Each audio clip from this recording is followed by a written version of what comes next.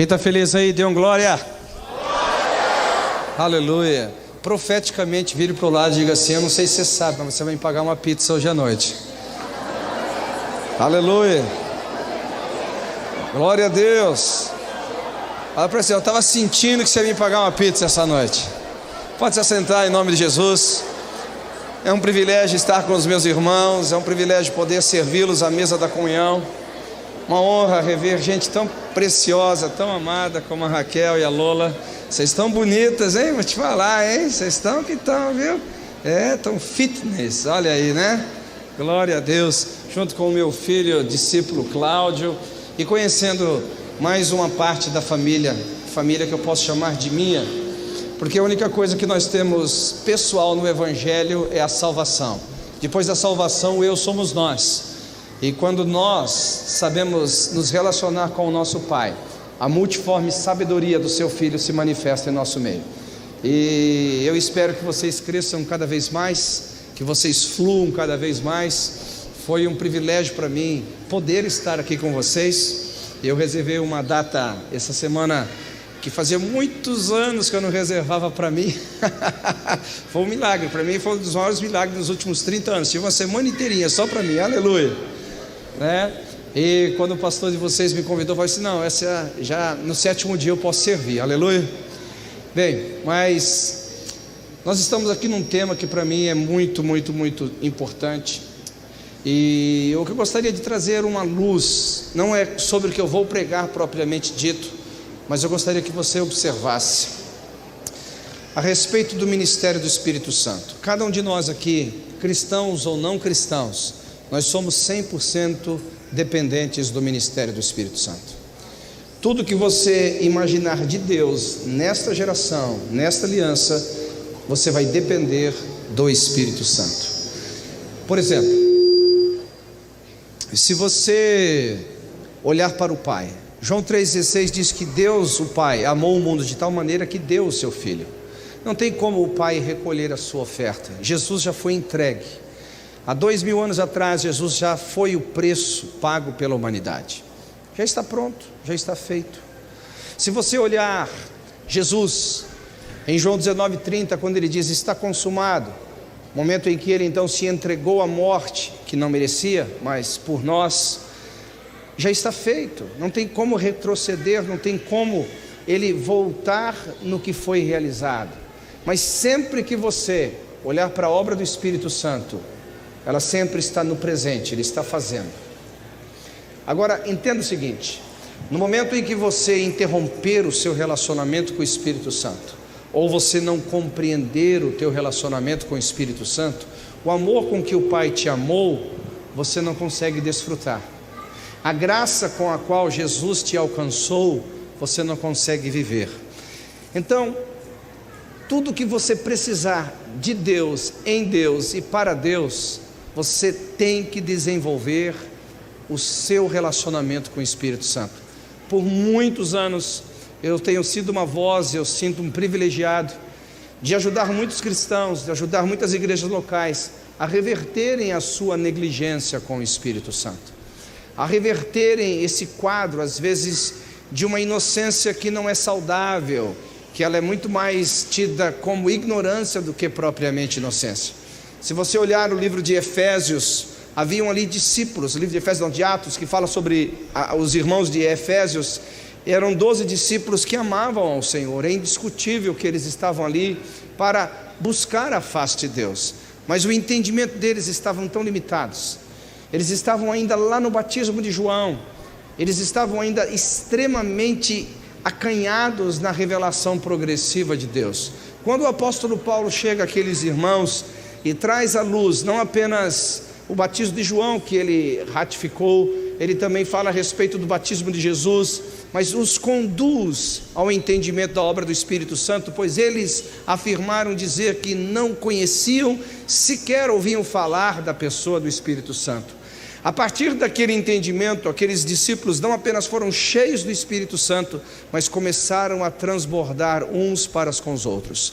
Então, conferências como essa, elas são extremamente importantes para que você e eu, nós como igreja, possamos reverter todo o quadro de relacionamento, de negligência com o Espírito Santo. Agora, um conselho de um homem experiente em Deus: a conferência é um start, a conferência é uma ignição, a conferência ela desperta algumas questões dentro de você, mas ela não é tudo. Ela tem que ser levada para casa, ela tem que ser levada para o trabalho, ela tem que ser levada para a família, ela tem que ser levada para o seu quarto, quando as portas se fecharem atrás de você.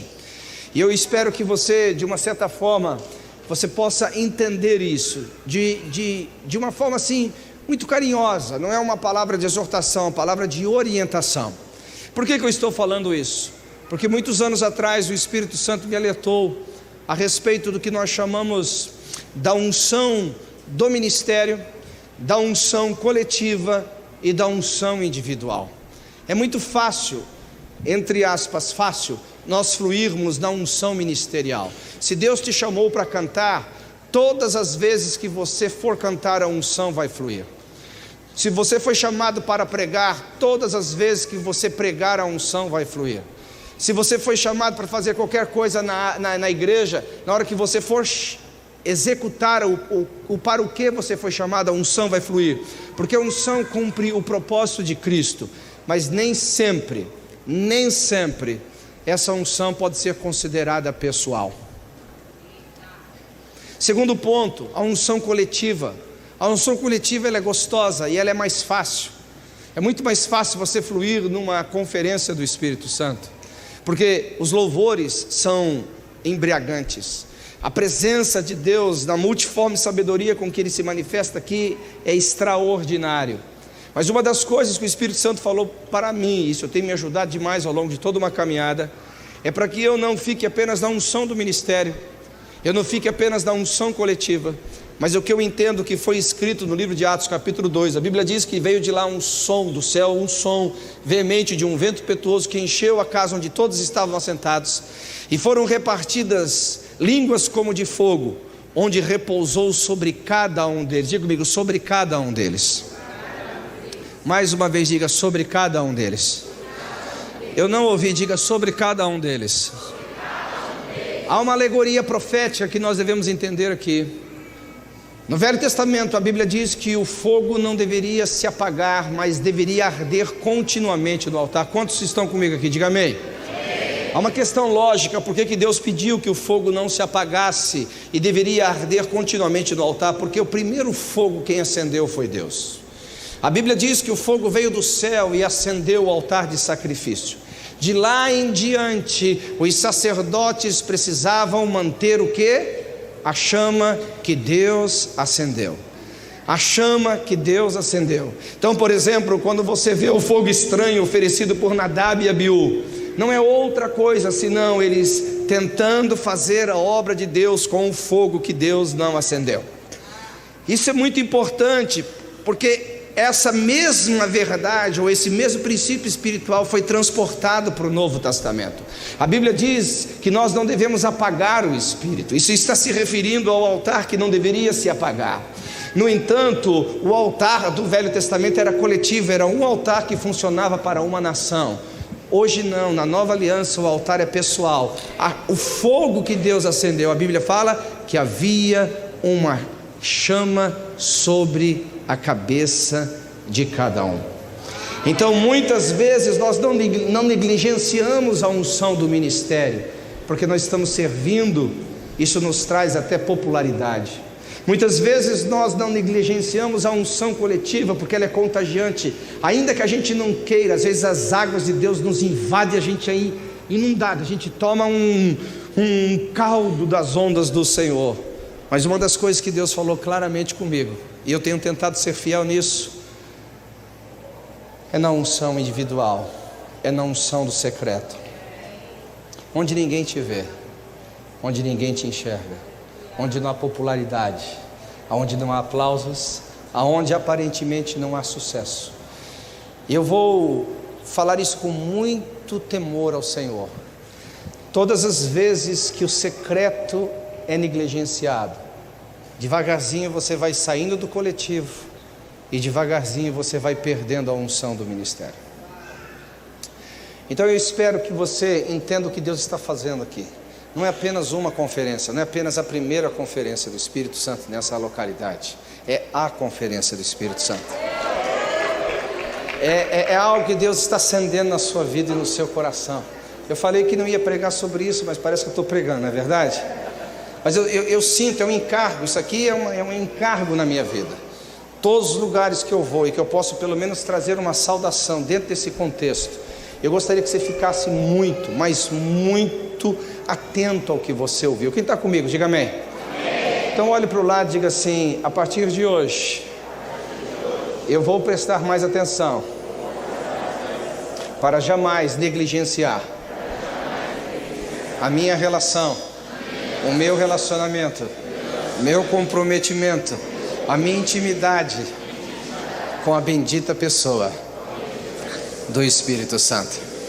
Você pode aplaudir ao Senhor? Aleluia. Bem, por favor, abra sua Bíblia comigo. Hoje em dia a gente não abre, a gente liga a Bíblia, não é verdade? Ok, no livro de Efésios, capítulo 1, versículo 3.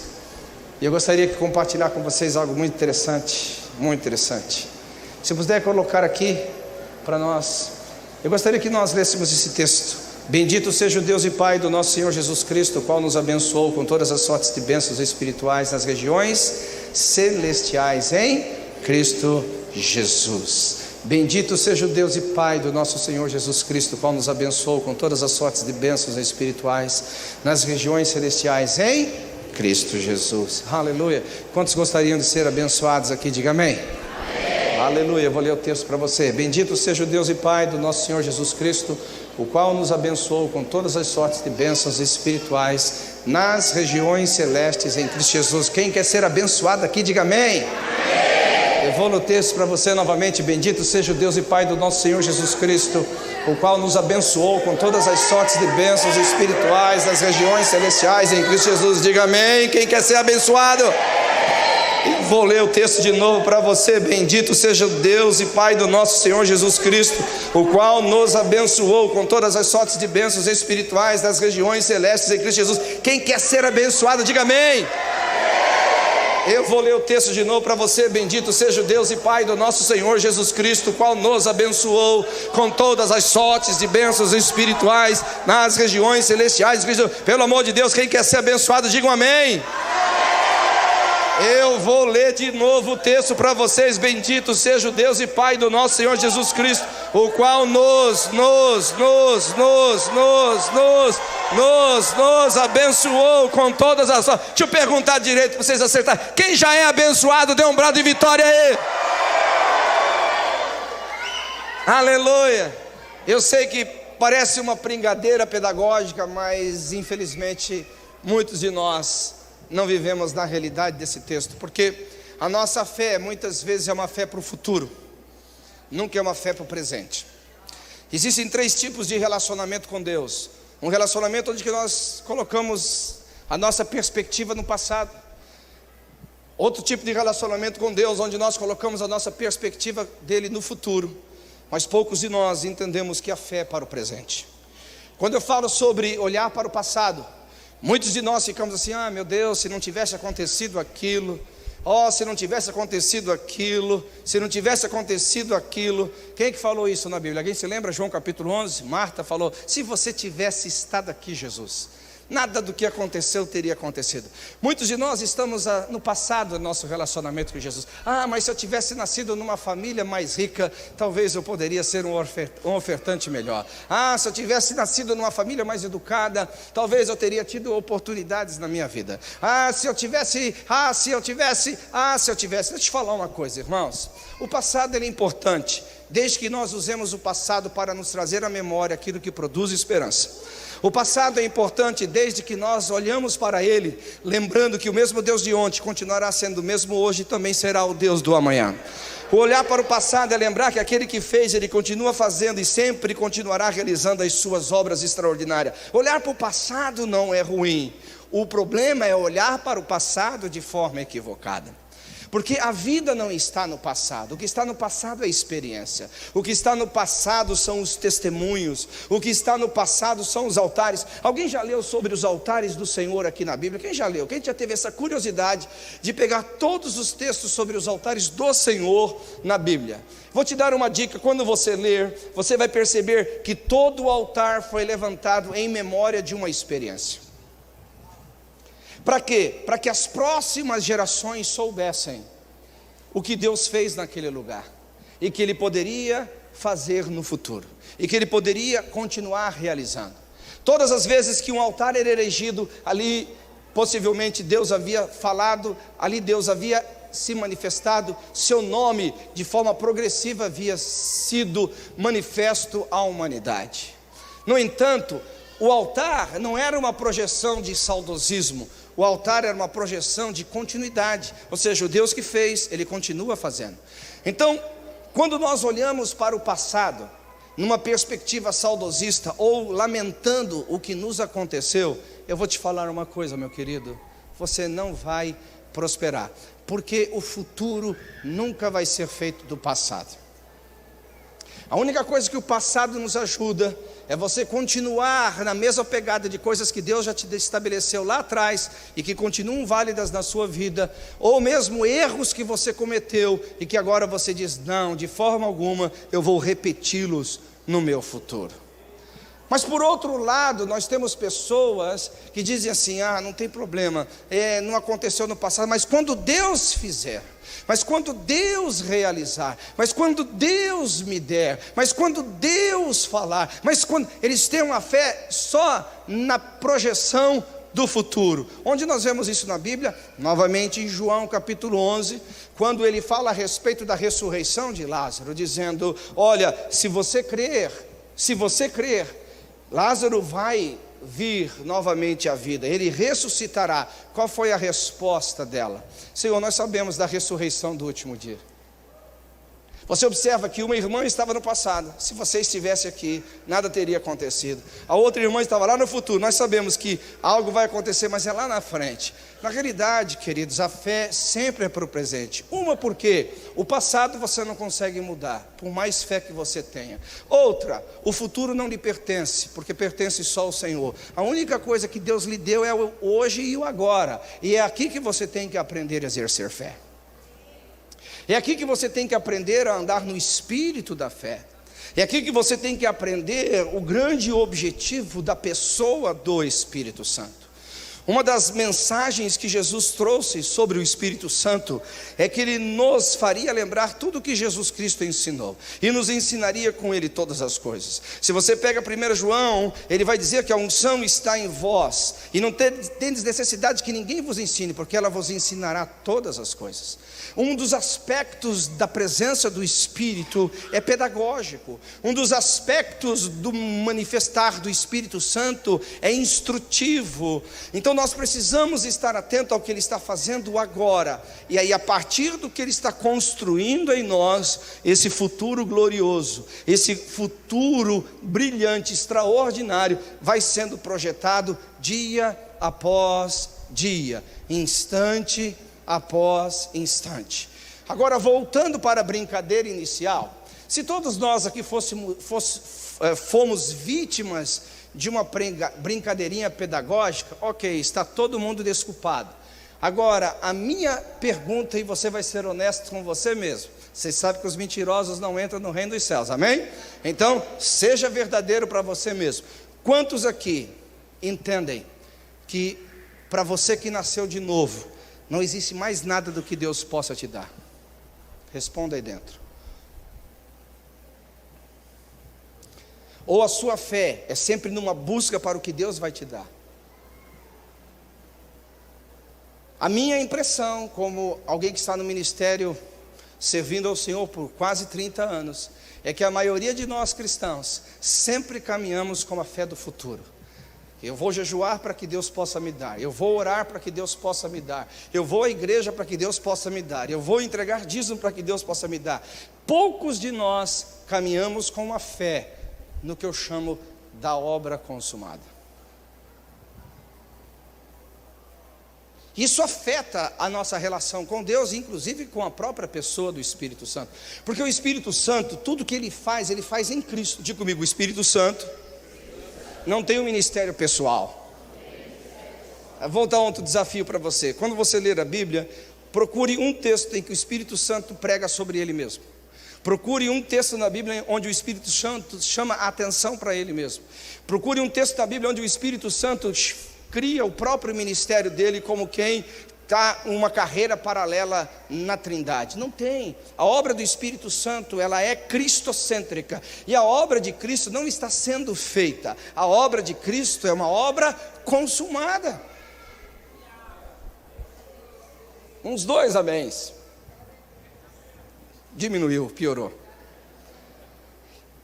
A fé que temos é uma fé que precisa estar onde? Na obra consumada. Então Paulo aqui, quando ele faz essa breve saudação, você vê o explodir da sua mente apostólica, você vê a dimensão da revelação que ele andava a respeito de Cristo, de forma absurda. Quando ele fala, bendito seja o Deus e Pai do nosso Senhor Jesus Cristo, qual nos abençoou com todas as sortes de bênçãos espirituais nas regiões celestiais. Então vamos cavar um pouquinho mais esse texto. Primeiramente, o apóstolo Paulo, numa mensagem cristocêntrica, entendendo que cabe ao ministério do Espírito Santo nos instruir sobre tudo que Cristo conquistou na cruz, é direito nosso, é nossa herança, ele aborda isso de uma linguagem abrangente. Ele fala tudo. Agora, tudo é tudo. Tudo não é parcial. Todas as coisas não é uma parte delas. Bendito seja Deus e Pai do nosso Senhor Jesus Cristo, o qual nos abençoou com todas as sortes de bênçãos. Quando Cristo cumpriu a lei, ele recebeu sobre si a autoridade de ser herdeiro de todas as bênçãos provenientes da própria lei. A lei em si não é mal, ela é boa. Nós estamos vendidos aos pecados, e por causa da nossa negligência em manter a santidade, nós não entrávamos na dimensão plena das bênçãos provenientes da lei. Mas Cristo cumpriu a lei, e por direito de legislação celestial, Ele agora nos deu essa herança gratuitamente. Então você entra em todas as dimensões das bênçãos possíveis. Por exemplo, a Bíblia fala que nós somos abençoados nas mesmas dimensões do pai Abraão, o pai da fé. Quantos concordam comigo? Diga amém. Em que áreas que Abraão foi abençoado? Abraão foi abençoado no seu relacionamento com Deus. Abraão foi abençoado nas batalhas da vida, ele venceu todas as guerras que enfrentou.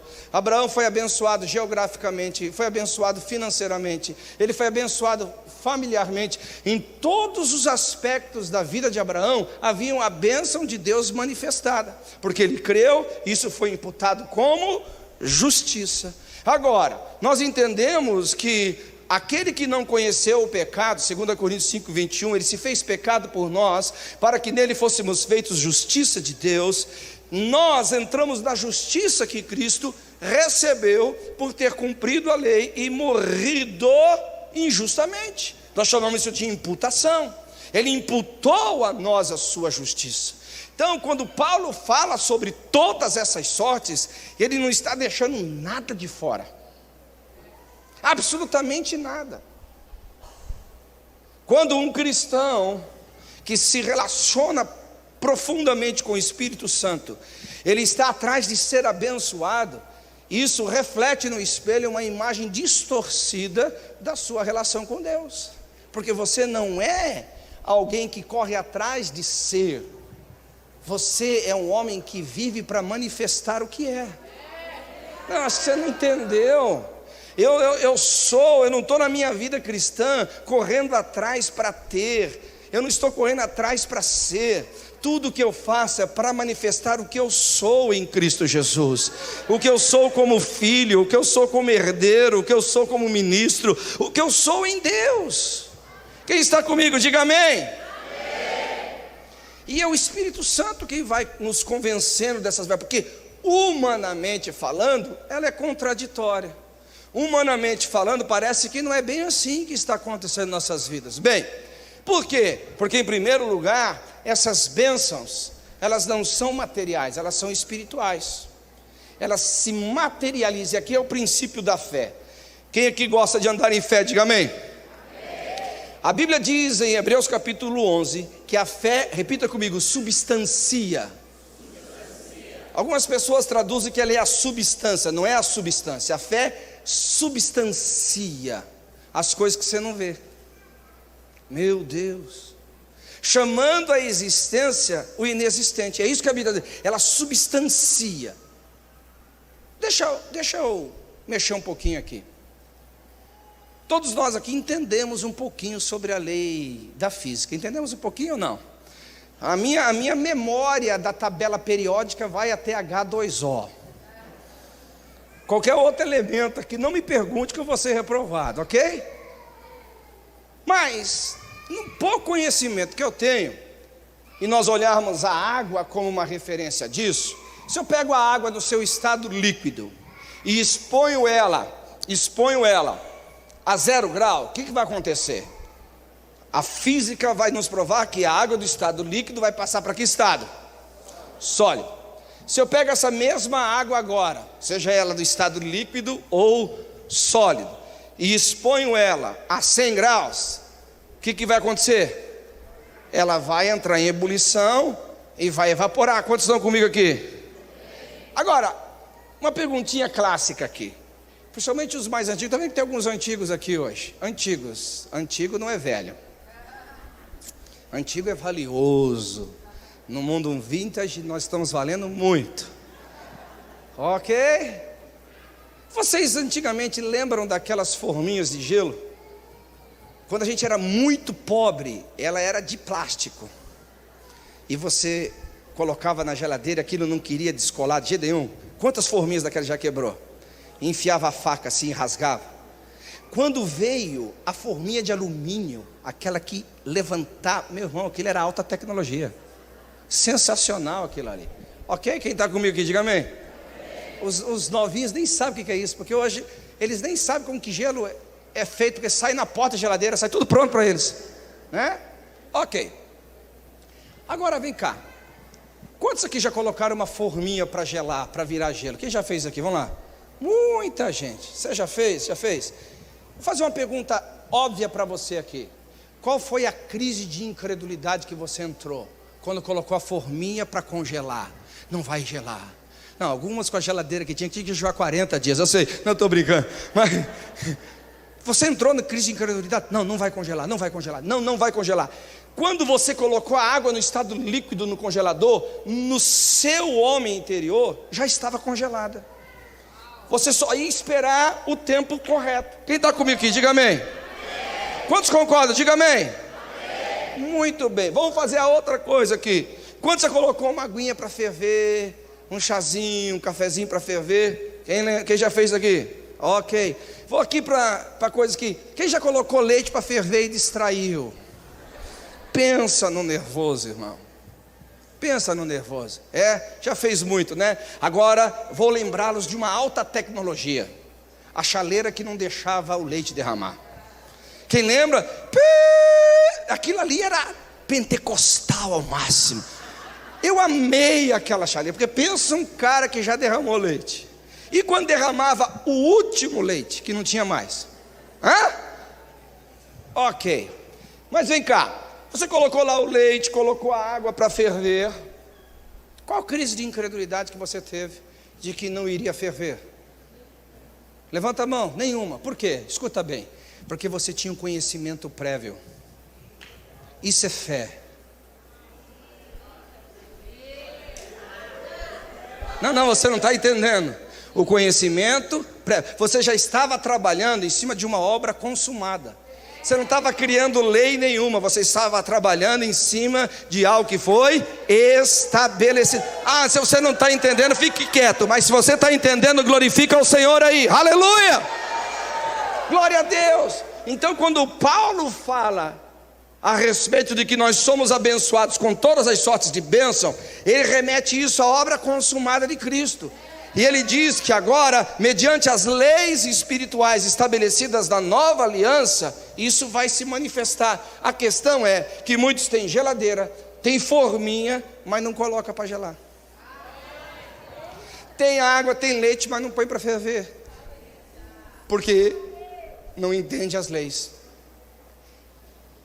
O texto continua dizendo que essas bênçãos espirituais não estão aqui no campo natural, não estão aqui onde eu possa palpar, onde eu posso ver, onde eu posso ouvir. A Bíblia diz que está nas regiões celestiais. Olha só: bendito seja o Deus e Pai do nosso Jesus Cristo, o qual nos abençoou com todas as sortes de bênçãos espirituais. Aonde? Nas regiões celestes. E aqui então, depois dessa introdução, deixa eu dar o primeiro tópico aqui.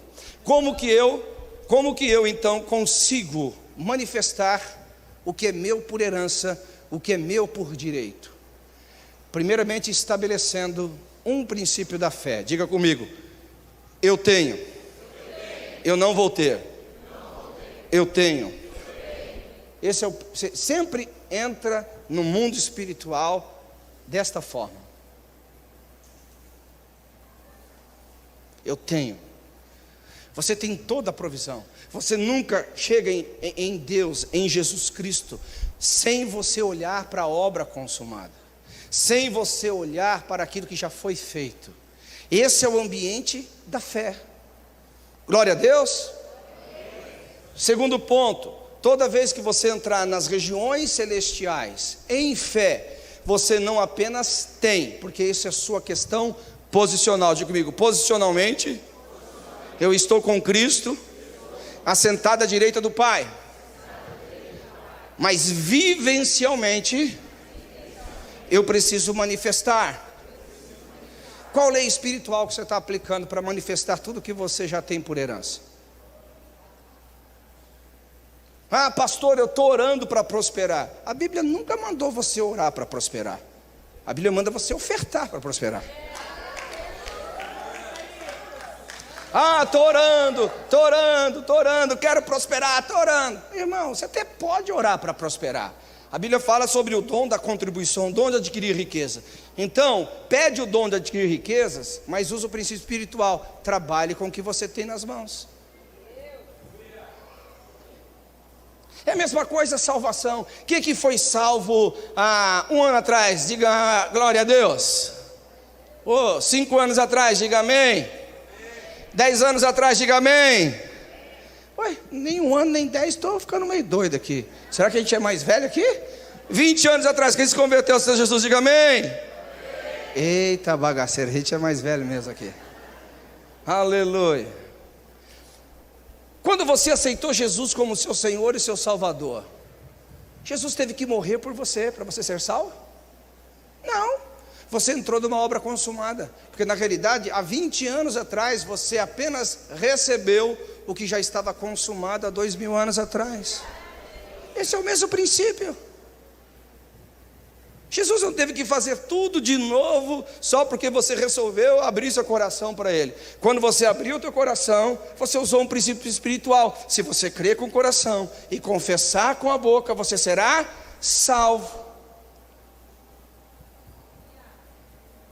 A certeza da sua salvação não é pelo que você fez, é você ter entrado no acesso pelas práticas das verdades espirituais, dos princípios espirituais. E às vezes nós olhamos para o reino de Deus como se fosse uma bagunça, como se o reino de Deus estivesse à mercê do que eu imagino, do que eu penso, do que eu acho. Eu acho que muitos de nós, em nome da oração, do jejum e de qualquer tipo de outras práticas espirituais, estamos igual aquele filme O Clique, tentando controlar o futuro e o passado. Não é bem assim, gente. Não é bem assim. Para tudo, se você olhar, por exemplo, o livro de Tiago diz assim: se está alguém triste, o que ele tem que fazer? Ore. E se está alegre, o que tem que fazer? Cante louvores. E se está doente, o que tem que fazer? Chama os presbíteros. 3 situações, todas vividas no ambiente da comunhão da igreja. O problema é que nós queremos inverter as ordens dos fatores, e na matemática divina isso dá mal. Isso dá mal. Quando a gente fala sobre as regiões celestiais, estamos falando de Cristo assentado à direita do Pai, acima de principados e potestades. Estamos falando de alguém que herdou um nome acima de todo nome, falando daquele que tem toda autoridade nos céus e na terra. Estamos falando de uma obra consumada. Isso é posicional, isso é posicional. Agora, a vivência disso, que eu chamo de vivencial, a manifestação de tudo aquilo que eu sou, eu tenho que entrar agora no terceiro aspecto que eu falei, que é a prática dos princípios espirituais. Eu estou na conferência do Espírito Santo, eu quero ver Deus. A Bíblia diz que sem santidade ninguém verá Deus. Prática de princípio espiritual. Deus me ama. Cara, deixa eu te falar uma coisa, Deus ama todo mundo, não ama só você. Quando a Bíblia falou assim, Deus amou o Marcelo, mentira. Deus amou o Cláudio, mentira. A Bíblia fala que Deus amou o mundo. Todo mundo é amado por Deus igualmente, igualzinho a você, que doa o cotovelo quanto quiser. Essa é a verdade.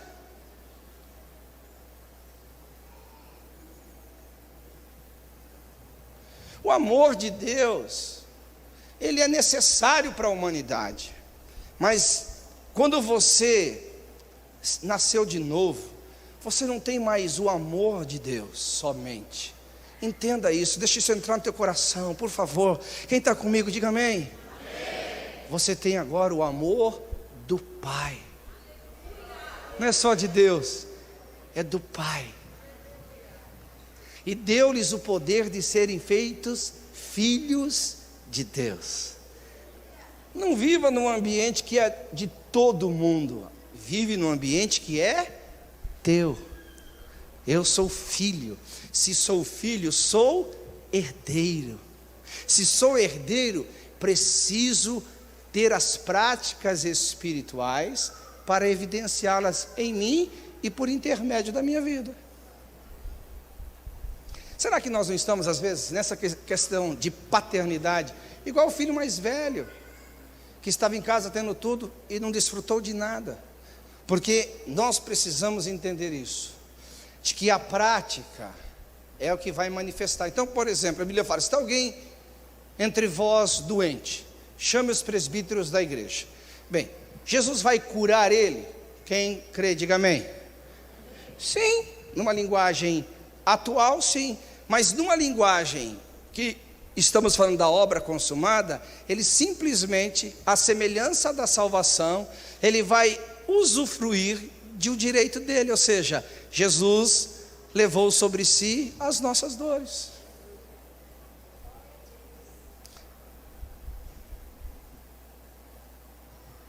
E isso exige fé. E a fé, ela é necessária para a relação com Deus. Porque sem fé é impossível agradar a Deus. Porque todos aqueles que buscam a Deus têm que acreditar que Ele existe e que Ele é galardoador daqueles que o buscam. Nós precisamos entender isso. Isso vai mudar completamente a nossa forma de se relacionar com Deus. Um quarto princípio aqui que eu quero que você entenda é de que quando eu entrar em Deus e por Deus e para Deus, no ambiente da obra consumada, eu tenho o fator tempo para algumas questões. E agora parece que vai nos tornar meio esquizofrênico aqui. Mas se é para agora, então o tempo não existe. Existe. A Bíblia fala que pela fé e pela esperança herdaram a promessa. Agora, a esperança te joga para o futuro. Como que eu vou jogar para o futuro algo que eu preciso para agora? Aqui que entra a fé da esperança. Pastor, você está doido? Eu vou te ensinar, repita comigo.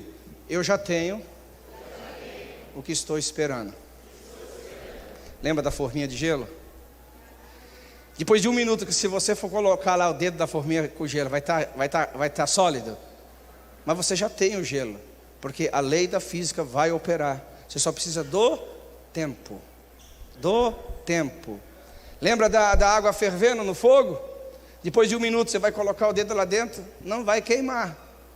Por quê? Porque não deu tempo suficiente. Está comigo aqui ou não? Mas se você der tempo suficiente ao tempo, vai ferver. Então diga comigo, eu já tenho aquilo que estou esperando. Aí nós entramos no princípio chamado a fé que espero que tem, que caminha em perseverança. Porque a Bíblia fala assim, nós não desfalecermos.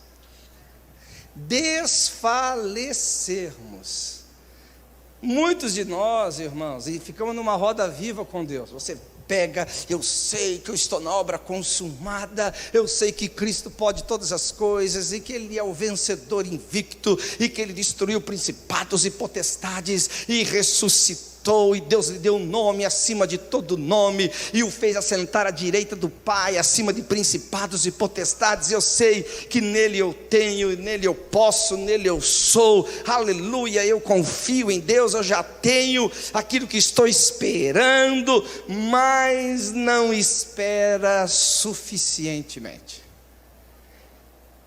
Ah, pastor, isso é impossível. Olhe para Abraão. Muitos de nós, pela impaciência, geramos Ismael. Muitos de nós, pela impaciência, pegamos às vezes questões justas, honestas. Abraão não pecou pela forma equivocada que conduziu com a promessa. Ele estava usando coisas legais. Era um direito legal ter um filho com a sua concubina. Não era pecado para aquela geração. Mas por que se tornou um problema para Abraão? Porque o filho era o da promessa. Era o filho da promessa. Ismael não era o filho da promessa. Ismael era filho da carne, que Paulo fala em Gálatas. Ismael era filho da força natural de Abraão, e o filho da promessa iria se manifestar de forma sobrenatural. A questão não é só saber quem você é, saber o que você tem, saber o que você pode, andar em plena confiança, declarando isso, mas a questão também é você ter a perseverança para permanecer. E aqui é um problema sério, irmãos. Sabe qual que é a minha experiência como pastor? Deus tem me dado o privilégio de plantar igrejas em muitos lugares do mundo. Hoje tenho muitos filhos da fé que são pastores, estão no ministério, líderes de ministérios. Mas sabe uma das coisas que eu percebo? A fé do cristão hoje, ela está tão focada ao resultado positivo, de que qualquer coisa negativa que aconteça no processo da sua caminhada, ele já acha que tem uma razão para desistir. Meu amado, se a fé que você tem não consegue perseverar quando uma doença vem, perseverar quando uma traição acontece, perseverar quando um desastre te encontra pelo caminho, perseverar mesmo enfrentando momentos difíceis como o divórcio ou qualquer outra coisa, se a sua fé não aguenta isso, eu vou te falar com certeza, muito do que você é, muito do que você tem, muito do que você pode em Jesus, dificilmente alcançará a sua plenitude na sua vida. Sabe por quê? Enquanto aqui neste mundo, vivemos nele no mundo quebrado, gente. Está tudo quebrado ao nosso redor. Nada funciona perfeito nesse mundo. Política não é perfeita, saúde pública não é perfeita, segurança pública não é perfeita, educação não é perfeita, não tem igreja local nenhuma perfeita. E eu vou te explicar por que não tem igreja local nenhuma perfeita. Porque você está lá. Você não é perfeito, seu casamento não é perfeito, nada funciona com perfeição neste mundo. Então, se você caminha na ilusão da fé, você nunca vai ver a plenitude de tudo que você é. A fé persevera, gente. A fé, ela se mantém crendo, a fé, ela se mantém caminhando, a fé, ela se mantém na posição que Deus nos deu, independente de qualquer coisa, aleluia. Eu gosto de Romanos 8, que quando ele fala que nem morte, nem vida, nem anjos, nem principados, nem presente, nem por vir, nada poderá me separar do amor de Deus que está em Cristo Jesus, aleluia. O crente que entende quem ele é, o que ele tem, o crente que ele entende o que ele pode, e que tem uma fé não apenas de apropriação, mas uma fé que persevera. Ele é imbatível, ele é imparável, ele, aleluia. Eu gosto quando Paulo fala a respeito do seu ministério: açoitado, roubado, com fome, com sono, com sede, sendo traído, sendo abandonado. Mas sabe de uma coisa? Ele nunca tinha motivo para desistir. Deixa eu te falar uma coisa: a sua dor não te dá direito de desistir, o seu sofrimento não lhe dá direito de desistir, a traição que você sofreu não lhe dá direito de destruir, as decepções que você sofreu não lhe dá o direito de desistir. Sabe por quê? Porque você está olhando para o autor e consumador da sua fé, Jesus Cristo. Se você crê, aplauda Ele. Não, aplauda, dê um glória a Deus, dê um brado de vitória nesse lugar. Aleluia. Meu irmão, as condições mudam, mas a sua posição em Cristo nunca. Situações mudam, mas o que você é nunca muda. O que você tem nunca muda. O que você pode nunca muda. Aleluia. Você serve um Deus que não há sombra de variação nele.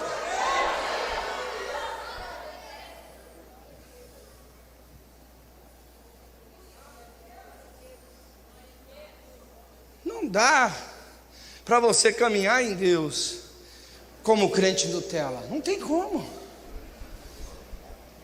Então o que acontece? Quem está comigo aqui, diga amém. Amém. Quantos estão sendo enriquecidos pela palavra, diga amém. Amém. Algumas questões precisam ser estabelecidas aqui em nossas vidas.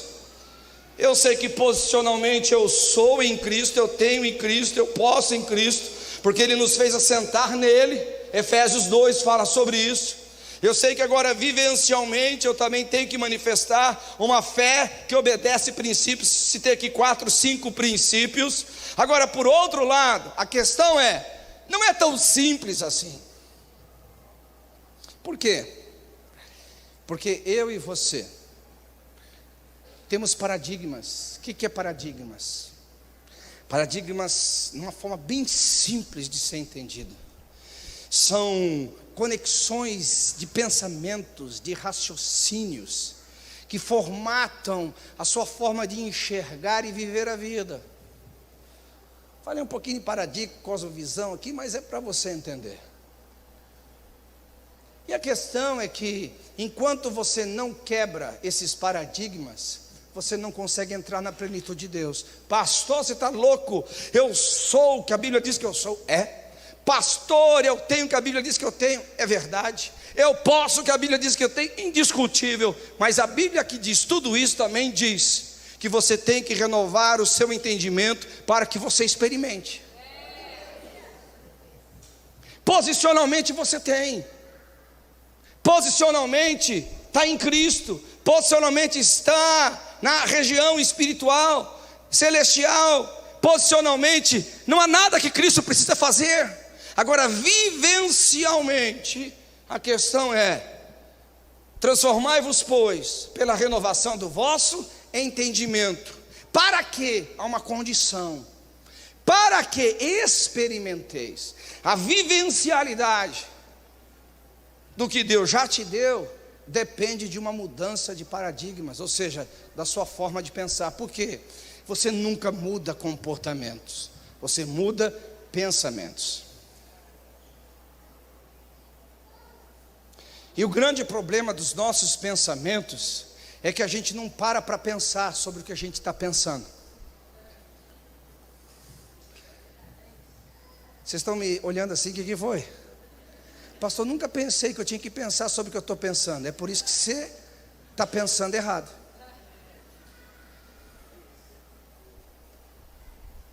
A Bíblia diz no livro de Coríntios, ou na epístola de Paulo aos Coríntios, a segunda epístola que ele escreveu para aquela igreja, tomando cativo todo pensamento em obediência a Cristo. O que é isso? Todo pensamento que eu produzo, presta atenção, que eu produzo, diga comigo, todo pensamento que eu produzo tem que ser cristocêntrico. Olha para o seu irmão, para ele não esquecer que ele vai pagar a pizza para você hoje. Fala assim: todo pensamento que eu produzo precisa ser cristocêntrico. Pastor, me ensina sobre isso. Já ensinei, estou o tempo inteiro pregando aqui. Você já é mais do que abençoado, você já tem todas as coisas, você já é, você já tem, você já pode, tudo é em Cristo, amém? Já preguei bastante sobre isso daqui. A questão é, vamos lá, vamos explorar um pouquinho esse assunto aqui.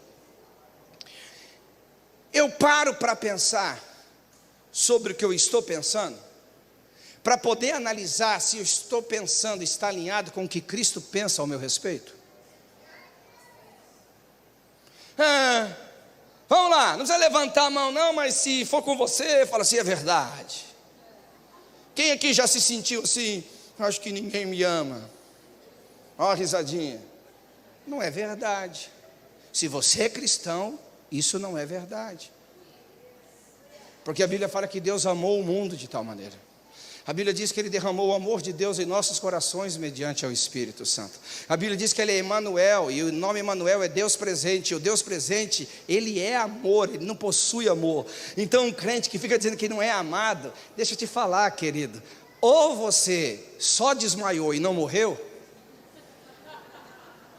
ou você de fato tem que morrer para você e nascer para Jesus. Porque um cristão nunca na vida pode dizer que não é amado. Ele pode se sentir um pouco sozinho, que não tem amigos. Ele pode se sentir um pouco abandonado, porque tem gente que abandona a gente no meio do caminho. Mas amado, nunca, pelo amor de Deus, cruz credo. É quase um pecado mortal dizer, meu pai não me ama. Já pensou se seu filho chegar para você, meu pai não me ama? Não faz cabimento, não tem sentido.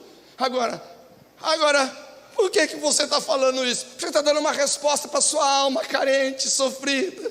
Oh Deus, oh vida, oh ano, o pós-Covid não melhorou nada.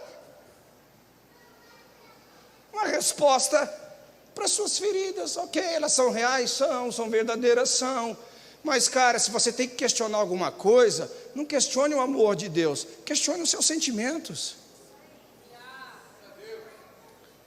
Não questione o caráter de Deus, questione você, não Ele.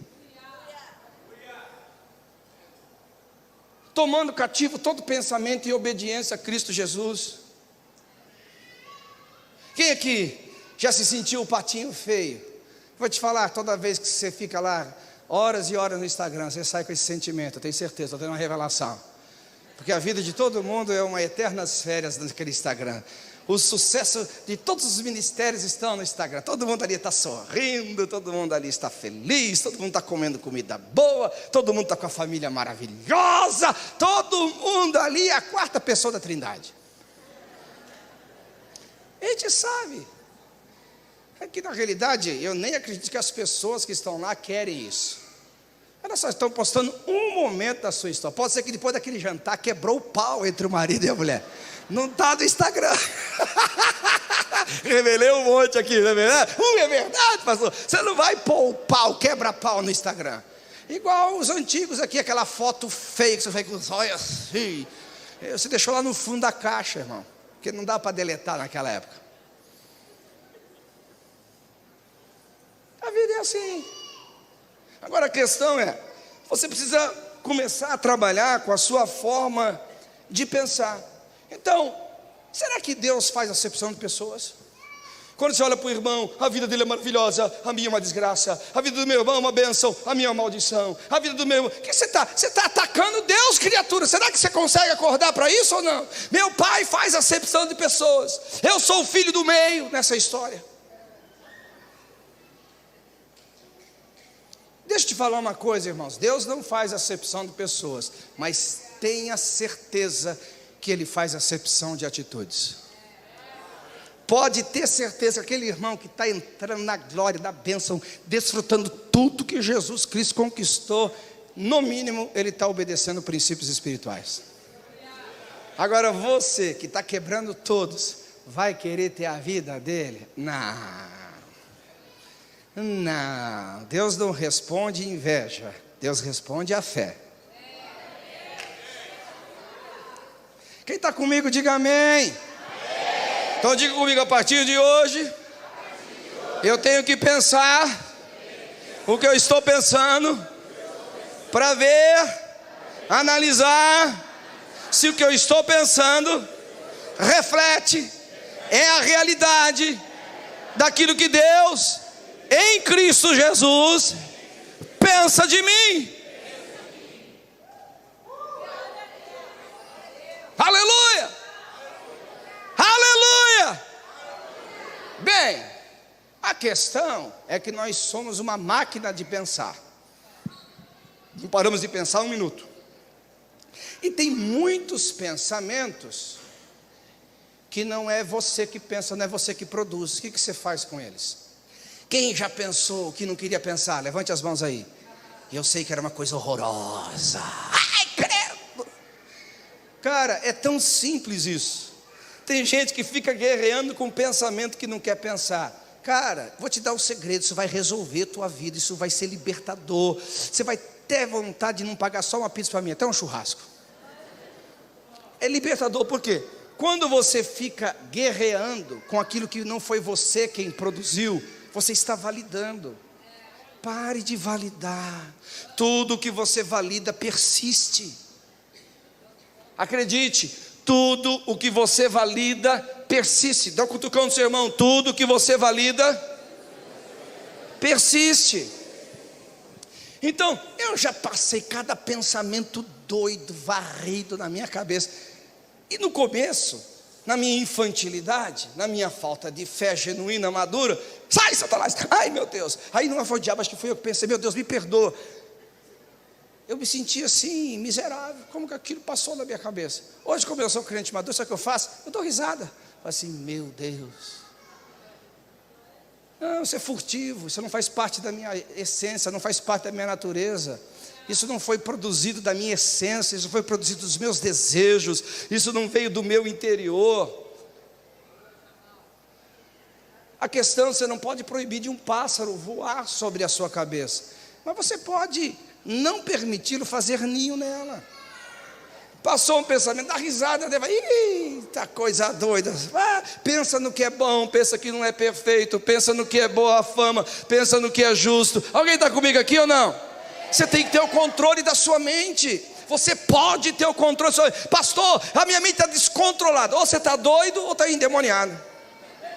Não tem outra coisa, cara. Lógico que eu estou aqui levando em termos de brincadeira, mas é fato.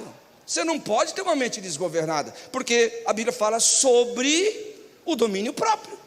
E o que é domínio próprio? Ter governo sobre a mente. O que é ter sobriedade? Deus não te deu espírito de medo, mas te deu espírito de sobriedade.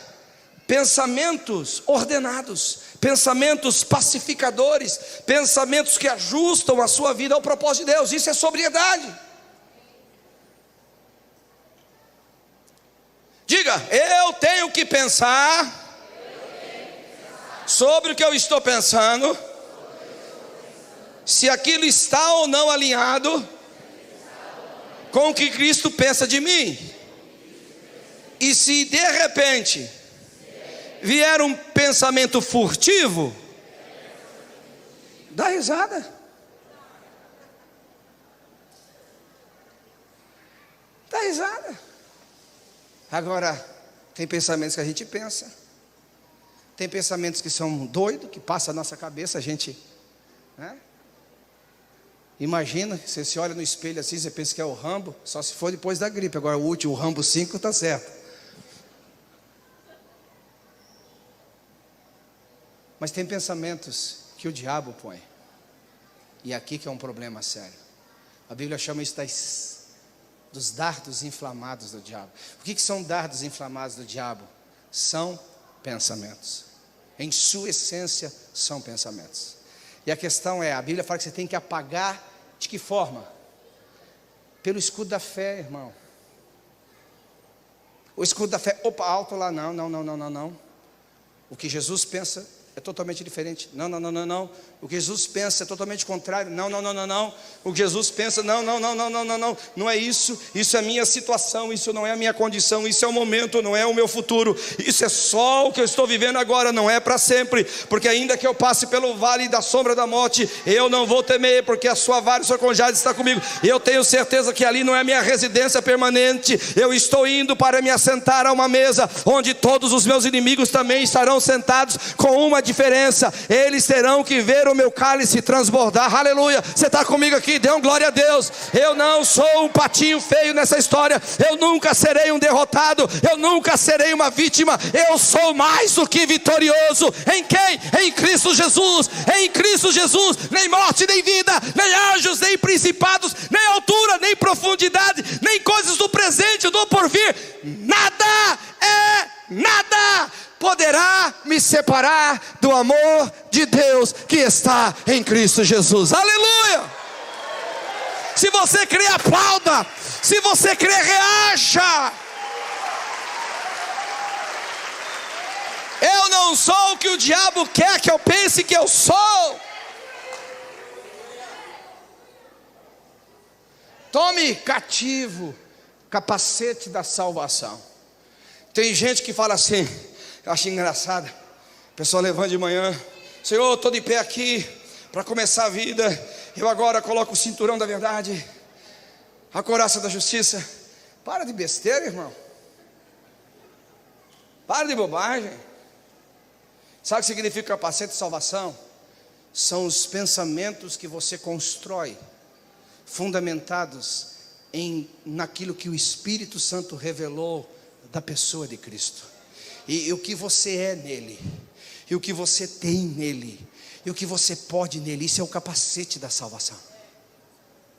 Agora o problema cá entre nós, hein?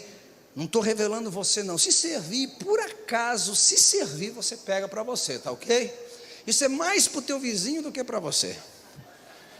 A questão é que Colossenses 3 parece que não tem na nossa Bíblia. Eles pensarem nas coisas que são de cima, não das que são da terra. A questão é que 99% do nosso tempo a gente está pensando como ganhar mais dinheiro, como prosperar na vida, como fazer as coisas darem certo, como usar elementos, como usar ferramentas, tudo no natural. Qual é o dia, criatura, que você vai inverter essa chave aí?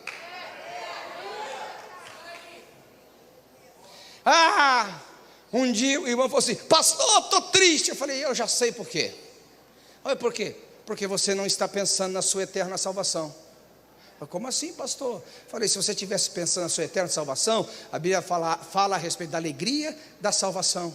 Uma alegria que supera a tristeza, uma alegria que supera a dor, uma alegria que supera a perda, uma alegria que supera a traição, uma alegria que supera governos tiranos, uma alegria que supera você ser espoliado dos seus bens, uma alegria que está acima de qualquer coisa. Irmão, não tem jeito do crente dar errado. O crente já deu certo, porque o seu nome já está escrito no livro da vida. Se você olhar na perspectiva certa, aleluia, é só um momento, é só um momento. Eu estou correndo lá para o alvo, para a soberana vocação do meu chamado. Aleluia!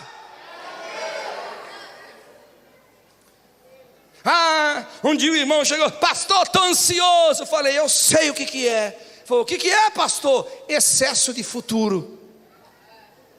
Como assim, pastor? Excesso de futuro?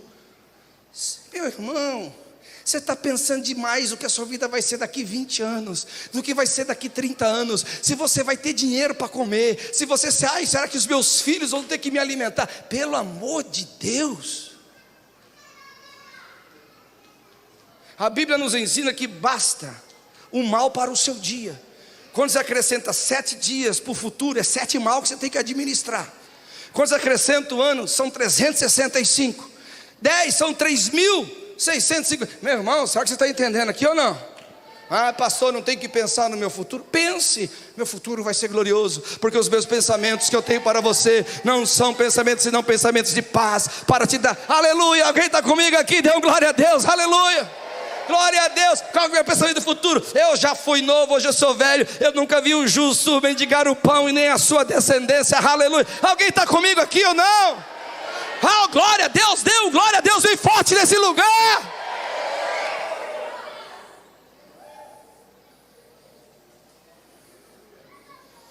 pastor, você não tem perspectiva de futuro? Lógico que eu tenho, mas sempre na perspectiva celestial, sempre na perspectiva divina.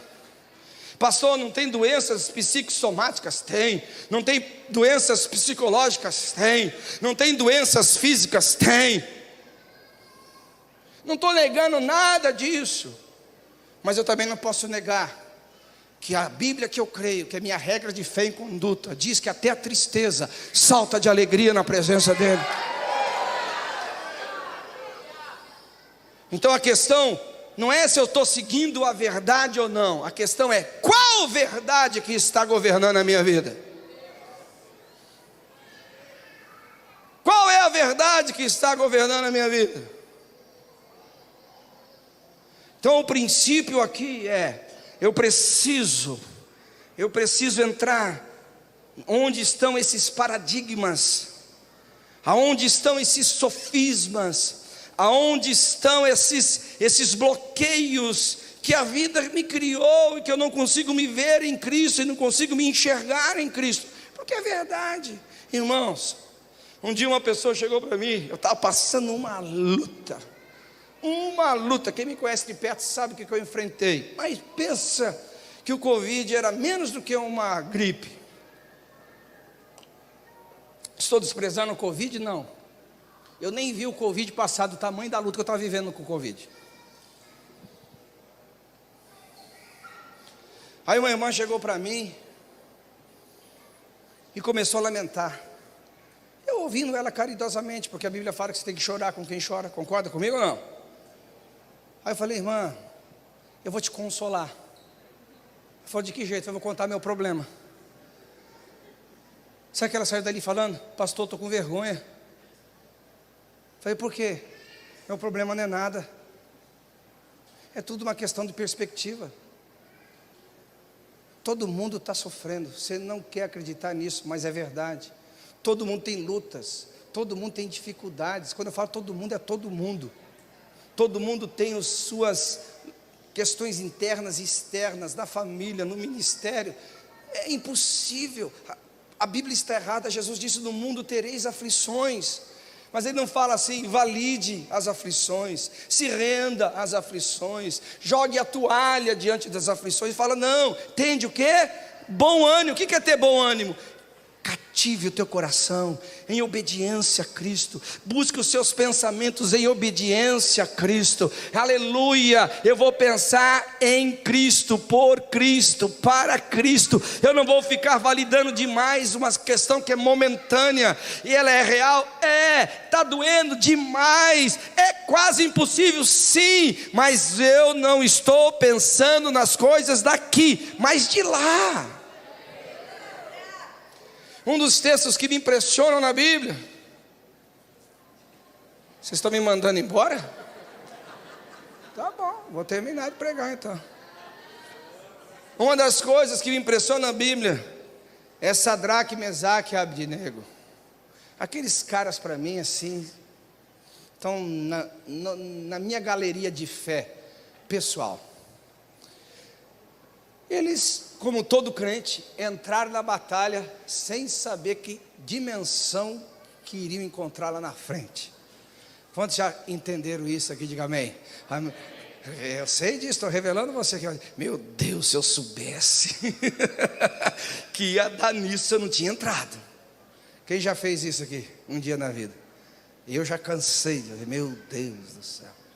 Se eu soubesse que Golias tivesse mais 4 irmãos, não teria matado o primeiro. E assim vai. Mas aqueles camaradas igual a todos nós, quem não se dobrar, eu não vou me dobrar não. Não vou mesmo. Até aí, normal. Como todos nós. Eu vou pôr no fogo. Mas não é no fogo comum não. É no fogo 7 vezes mais aceso. Vamos lá, não vai se dobrar? Não, não vou me dobrar. Aí nem quase todo mundo vai, que é quando a coisa esquenta um pouquinho já desiste. Mas a terceira etapa deste momento que é treta. Eu quero saber agora, se o Deus a quem vocês servem porque vocês ficaram em pé e não se dobraram, porque vocês têm fé nesse Deus. Vocês não acreditaram na minha palavra, vocês têm fé nesse Deus. Agora sim, ó, eu quero saber se o Deus que vocês servem vai tirar vocês desse fogo. A resposta dos caras foi demais. A resposta dos caras assim enche meu coração para uma entrega maior para Deus, para uma entrega maior para o reino, para uma entrega maior para a vida de serviço, de manifestador dos céus e da terra. Sabe o que eles falaram? Se Deus for nos libertar, não compete a nós. Se Ele nos libertar ou não nos libertar, não compete a nós. Mas saiba de uma coisa, rei: o que compete a nós é o que está escrito: não nos encurvaremos, não prestaremos cultos a outros deuses, somente ao nosso Deus. Sabe, queridos, nós precisamos parar de pensar nessa vida de fé só de leis e compensações das nossas ações. Nós temos que entender que as nossas ações têm que ter uma compensação no céu, onde nós vamos ser achados fiéis, onde lá o nosso nome vai estar escrito no livro da vida. Ações que glorificam a Deus, que Deus recebe a glória, que Deus recebe louvor. Mas Deus, Ele ficou tão impactado com a fé daqueles meninos, que Ele não teve como, Ele entrou no fogo com os caras.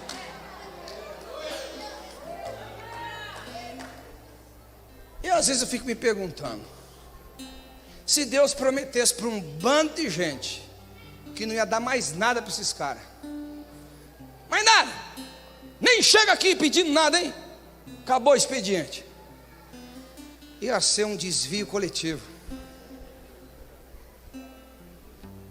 Porque quando eu falo a respeito dessa vida em Jesus Cristo, eu não estou falando de você lutar para ser. Eu estou só dizendo assim, para você lutar para não perder o que você tem, para manifestar quem você já é, para viver tudo que você pode. Sabe, quando nós nos tornarmos mais apaixonados por Jesus, quando tudo de fato for por Ele e para Ele, nada mais refletir diretamente a nós, porque isso para mim é o ápice da fé. O ápice da fé está relacionado a quando nada mais importa, senão se Ele for glorificado. Nada mais importa se Ele for exaltado. Nada mais importa se a Ele for dado a glória ou o louvor. Porque essa é uma da dimensão mais profunda do relacionamento com o Espírito Santo. Porque eu volto novamente ao início da mensagem. A Bíblia diz que tudo que o Espírito Santo fizer, Ele fará para glorificar Jesus. Então nada do que não glorificará Jesus na sua vida, não peça companheirismo no Espírito Santo. Ele não vai estar com você ali. Não no sentido de abandonar, mas no sentido de não concordar. Porque tudo que Ele faz é para que Jesus seja glorificado, para que Jesus seja exaltado, para que Jesus seja bendito. Sabe, você sabe o que me produz crise? O que me produz crise não é quando as coisas aqui fora não me vão bem, porque eu posso falar como Paulo falou já várias e várias vezes, passando pelo mesmo ciclo. Sei ter falta, sei passar perseguição, sei tantas coisas ruins. Mas uma coisa que me traz crise profunda é quando eu olho para minha vida, de dentro para fora, e eu não vejo que Cristo está sendo o centro, e Cristo não está sendo glorificado, e Cristo não está sendo bendito, e Cristo não está sendo conhecido, e os céus não estão tocando a terra por meu intermédio. Isso me gera crise. Isso me gera um sentimento assim de querer entrar para um quarto e dizer: eu não vou sair de lá, Jesus, até que eu e você acertemos essa história aqui. Porque eu não vivo mais por resultados, porque eu já tenho todas as coisas. Eu não vivo mais para o sucesso, porque eu já tenho o maior sucesso de todas as coisas. Eu vou viver eternamente com Ele na casa do Pai. Eu não vivo mais por reconhecimento, porque eu sou chamado pelo nome. Ele me chama pelo meu nome, aleluia. Alguém está entendendo o que eu estou falando aqui? Eu não olho a vida mais dessa perspectiva humana. Não que eu perdi a ambição, ou que eu perdi o desejo de avançar. Não, é porque eu encontrei algo maior. Eu encontrei algo mais sublime. E nada daqui me tira do que eu encontrei nele. Nada daqui me rouba do que eu me vi nele. Agora tudo que me tira dele também não vai me ter. Essa guerra é fatal. Más companhias que me tiram dele, me perdeu. Qualquer hábito que me tira dele, me perdeu. Qualquer compostura que me tira dele, me perdeu. Porque qualquer coisa que compita contra Jesus já está aqui no meu paradigma. Dei linha, estou fora.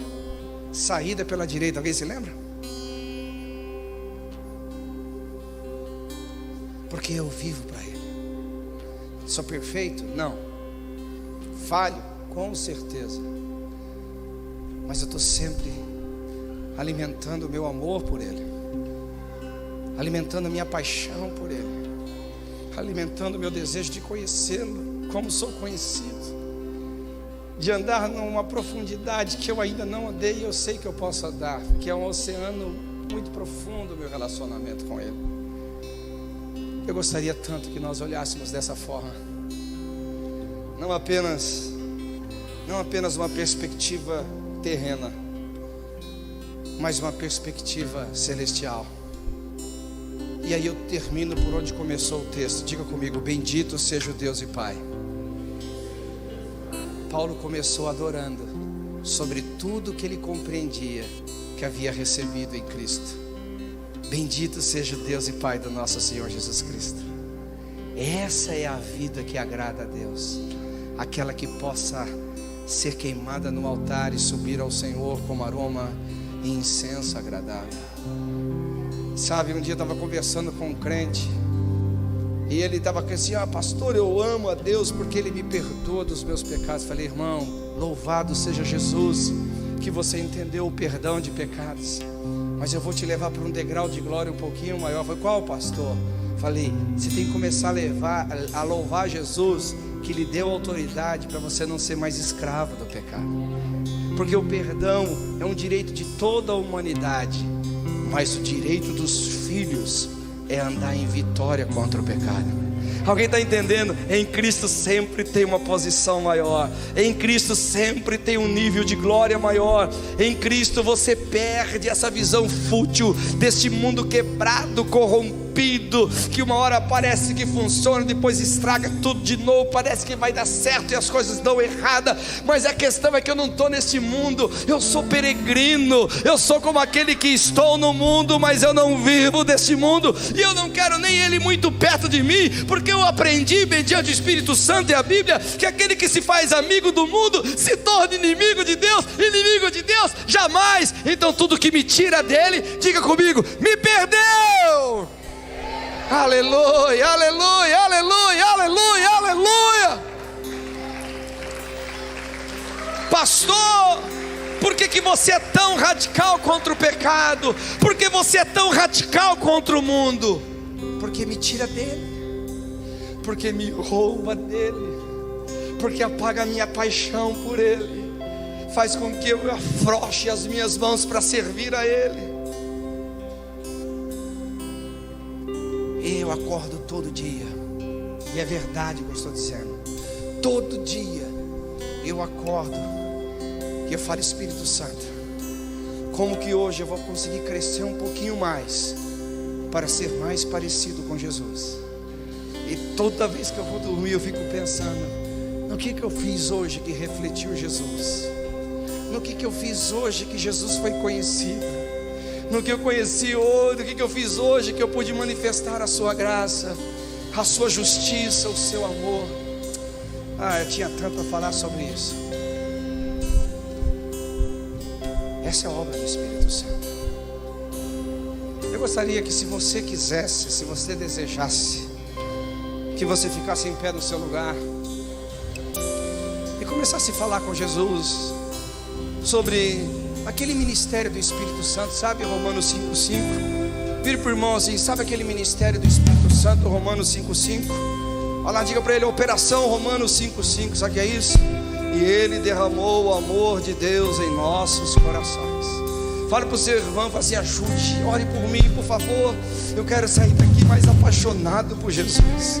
Eu quero sair daqui mais apaixonado por tudo que Ele é, por tudo que Ele fez, por toda a sua obra, por toda a sua beleza, por toda a sua majestade, por toda a sua grandiosidade. Oh, aleluia! Alguém aqui quer ser mais apaixonado por Jesus? Aleluia! Você pode levantar as mãos aos céus e fechar os seus olhos e esquecer um pouco este mundo lá fora, e esquecer um pouco as preocupações dessa vida, e esquecer um pouco as suas dores, esquecer um pouco os seus sofrimentos, esquecer um pouco as cicatrizes da sua vida, e olhar para Ele, e olhar para Ele, e olhar para Ele, e olhar os seus olhos lindos, os seus cabelos como cacho de palmeira. Ah, meu irmão, aleluia, aleluia, aleluia, aleluia, aleluia, aleluia, aleluia, aleluia. Oh. Aquele que era e há de vir, em seu poder vai ressurgir. Poder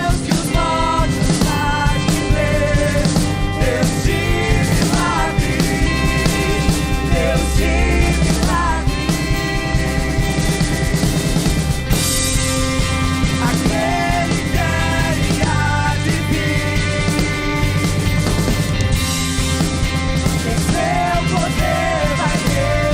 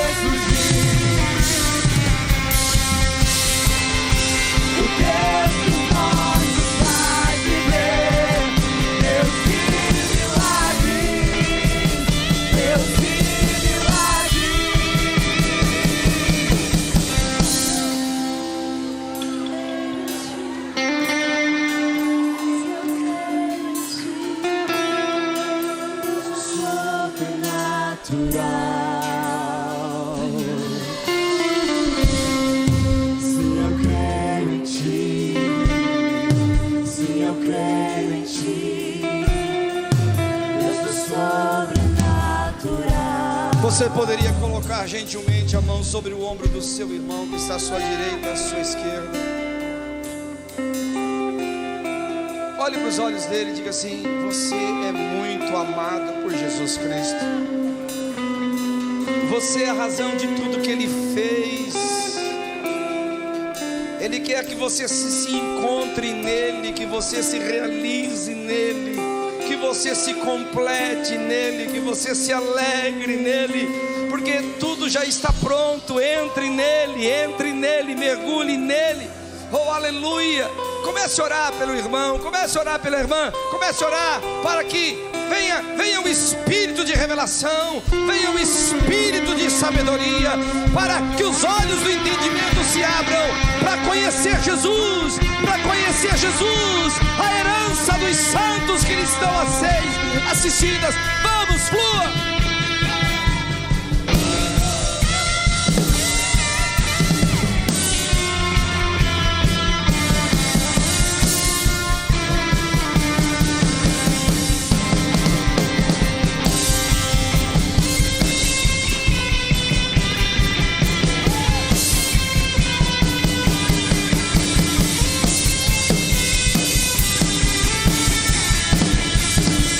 Mergulhe nesse amor, mergulhe nessa graça.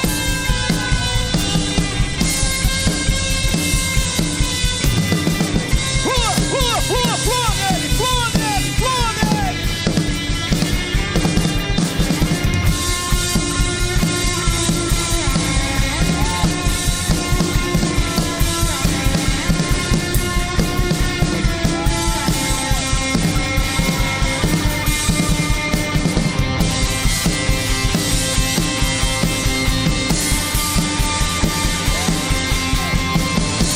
Seja batizado com o amor de Jesus.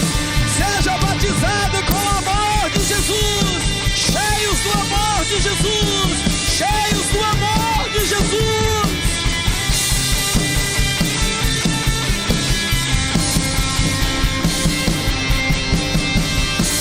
Oh, se você já orou por alguém, levante as suas mãos aos céus e comece a orar em línguas. Ore em línguas, ore em línguas.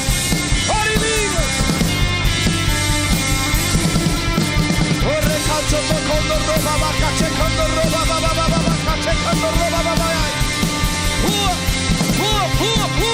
Pua.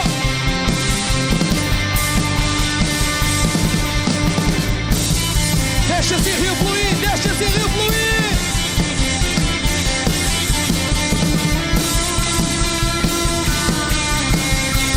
Você que nunca falou de línguas, fale agora. Fale agora, fale agora. Batizado com o Espírito Santo. Fogo, fogo, fogo, fogo, fogo, batismo de fogo, batismo de fogo.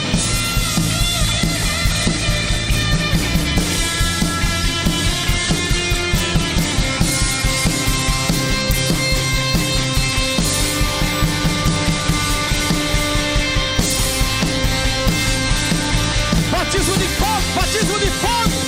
Você vai sair daqui incendiado, possuído pelo Espírito Santo. Ministre com as músicas, ministre, profetize com canções. Embriagados do Espírito Santo, embriagados de um vinho novo, embriagados de um vinho novo.